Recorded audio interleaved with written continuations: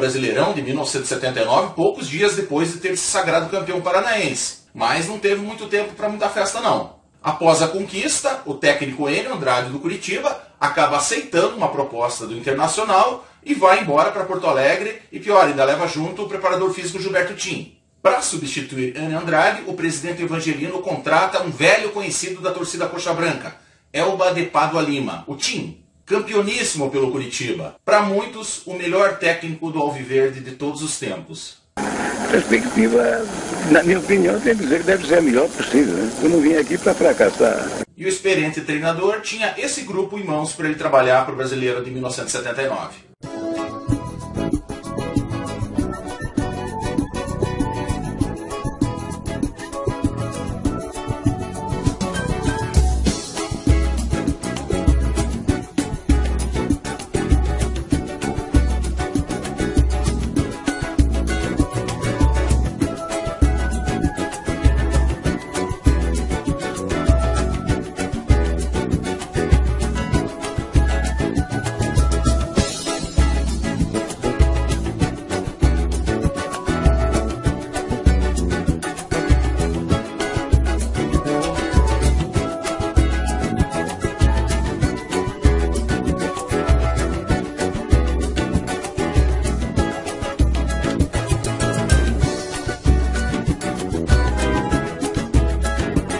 O Campeonato Brasileiro de 79 contou com um número recorde de times, 94 equipes participaram.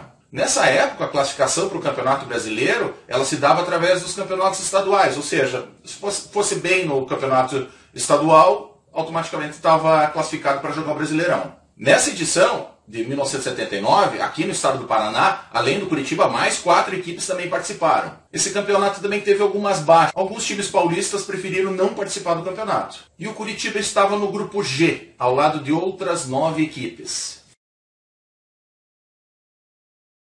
De 10 times, 8 passavam para a fase seguinte.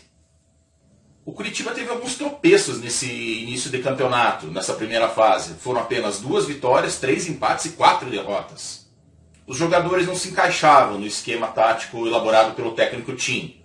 Reclamavam que ele mexia demais no time. Apesar de toda a irregularidade, o Curitiba consegue se classificar na Bacia das Almas, na 8ª colocação. Porém, o técnico Tim, sem ambiente, acaba deixando o Curitiba. Detalhe, essa foi a última passagem dele pelo Alto da Glória. Para a vaga de treinador, a diretoria do Curitiba contrata o cronista esportivo Borba Filho. Quando o Borba assumiu o time do Curitiba, ele preferiu definir um time titular, principalmente do meio para frente. E assim ele foi, até o fim. E essa simplicidade deve ter feito ele ganhar o elenco do Curitiba. Bom, segunda fase, vida nova, agora o Curitiba está no grupo I. As dificuldades aumentam. Agora de 8 clubes, apenas 2 passam para a fase seguinte. Na estreia dessa fase, ainda com Dirceu Krieger no comando, o Curitiba vai até o Rio Grande do Sul e vence o Brasil de Pelotas por 1-0, gol do Freitas. Bom, no geral, nessa segunda fase, o Curitiba fez bem o dever de casa. Destaque para a goleada contra o Misto Esporte Clube do Mato Grosso por 5-0. Vitória sobre o Colorado no clássico local, 1-0, gol de Gardel. Outra vitória interessante nessa fase foi contra a Francana, clube do interior paulista. O Curitiba ganha de virada, 2-1, gols de Aladim e Santos.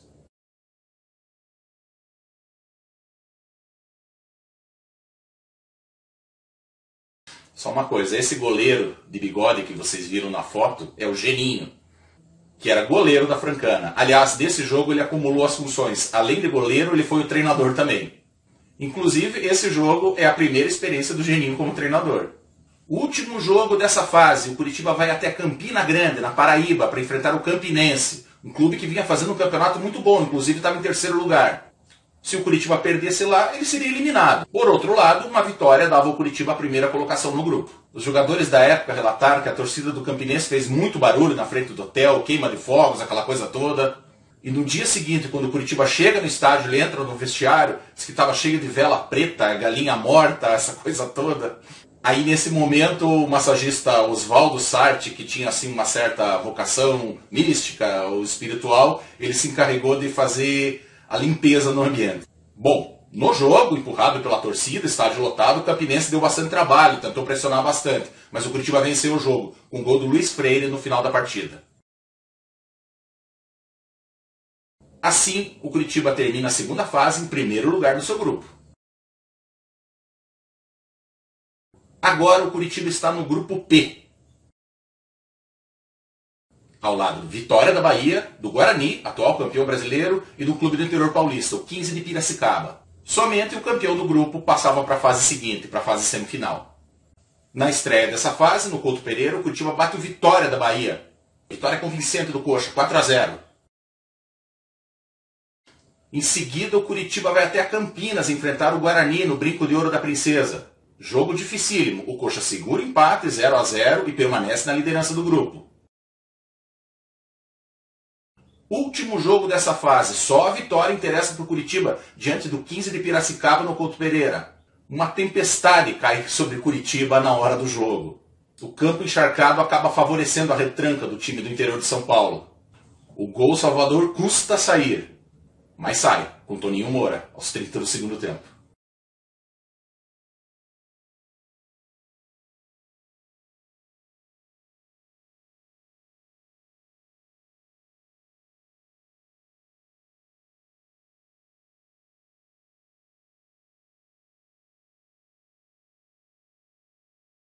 Vitória alviverde por 1-0. Assim, pela primeira vez, o Curitiba está classificado para uma fase semifinal de Campeonato Brasileiro. O adversário do Curitiba na semifinal era o Vasco da Gama, que tinha uma campanha melhor. Por isso, ele tinha a vantagem de fazer o segundo jogo no Rio de Janeiro e jogar por 2 empates. O goleiro titular do Curitiba, o Mazzaropi, pertencia ao Vasco, ele estava emprestado ao Curitiba. Ele nos relatou que o Vasco fez muita pressão para que ele não jogasse. Só que o próprio Mazzaropi bateu de frente com a diretoria do time carioca e foi pro jogo. No primeiro jogo da semifinal, no dia 12 de dezembro, uma quarta-feira à noite, no Couto Pereira, com mais de 50 mil pessoas na arquibancada, o Curitiba entra em campo para enfrentar o Vasco. Os cariocas saem na frente, com gol aos 20 minutos do primeiro tempo, 1-0 para o Vasco. O Coxa vai para a pressão, martela e consegue o gol de empate aos 41 do segundo tempo, com Luiz Freire. O gol de empate foi aos 41 do segundo tempo. Leão espalmou um tiro de Freitas e Luiz Freire pegou o rebote de primeira. 1-1.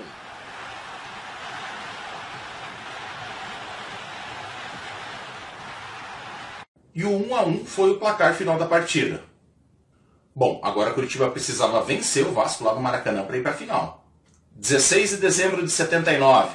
Domingo à tarde, mais de 60 mil vascaínos na arquibancada. E com Roberto Nunes Morgado, a Pantera Cor-de-Rosa no apito. O Curitiba iria ter uma tarefa para lá de difícil. No primeiro gol, Roberto lançou Paulinho, que entrou sozinho na frente de Mazzaropi. Um gol que pode dar o que falar. Paulinho deslocou o Mazzaropi com categoria. Um gol que pode dar o que falar? Coisa nenhuma, o cara estava bem impedido. O Curitiba vai para cima, empata aos 22 ainda do primeiro tempo, com Gardel, bonito gol de cabeça. O Curitiba, um time valente, chegou ao empate nesse centro de Aladim. Gardel subiu mais do que todo mundo e cabeceou certo no canto, 1-1.